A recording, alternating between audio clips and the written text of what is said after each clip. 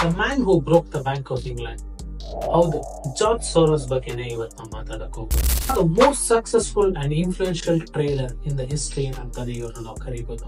ಯಾಕಂದ್ರೆ 1992 ಅಲ್ಲಿ British government ನ ಕರೆನ್ಸಿ ಕ್ರೈಸಿಸ್ ಗೆ ಇವರೇ ಕಾರಣ.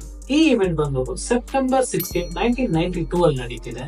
ಈ ಇವೆಂಟ್ ಅನ್ನ ಇವತ್ತವರೆಗೂ ಹಿಸ್ಟ್ರಿಯಲ್ಲಿ ಬ್ಲಾಕ್ ವೆನಸ್ಡೇ ಅಂತ ಕರೀತಾ ಇದ್ದಾರೆ. ಅದ್ ಮಾತ್ರ ಈ ಇವೆಂಟ್ ಇಂದಾನೆ ನಮ್ಮ ಸೋರೋಸ್ ಅವರಿಗೆ the man who broke the bank of England ಅಂತ ಹೆಸರು ಬಂದಿದೆ. ಮಾತ್ರ ಅಲ್ಲಿನ 1997 ಅಲ್ಲಿ ಏಷ್ಯನ್ ಫಿನಾನ್ಷಿಯಲ್ ಕ್ರೈಸಿಸ್ ಮತ್ತೆ ಥೈಲ್ಯಾಂಡ್ ಕರೆನ್ಸಿ ಕೊಲಾಪ್ಸ್ ಕೂಡ ಇವರೇ ಕಾರಣ ಆಗಿದ್ದಾರೆ. ಇದರಿಂದ ತುಂಬಾ ದೇಶಗಳು ಇವ್ರನ್ನ ನೋಡಿದ್ರೆ ಭಯ ಬೀಳ್ತಾ ಇತ್ತು.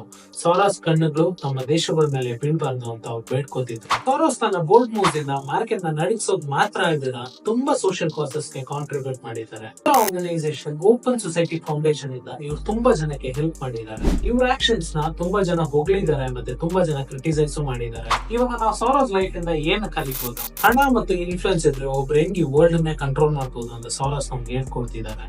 ಸೊ ಟ್ರೇಡರ್ಸ್, ಈ ತರ ಇಂಟ್ರೆಸ್ಟಿಂಗ್ ವಿಡಿಯೋಸ್ಗೋಸ್ಕರ ನನ್ನ ಚಾನಲ್ ನ ಫಾಲೋ ಮಾಡಿ. ಅದ್ ಮಾತ್ರ ಅಲ್ಲ, ಸಬ್ಸ್ಕ್ರೈಬ್ ಮಾಡಿ.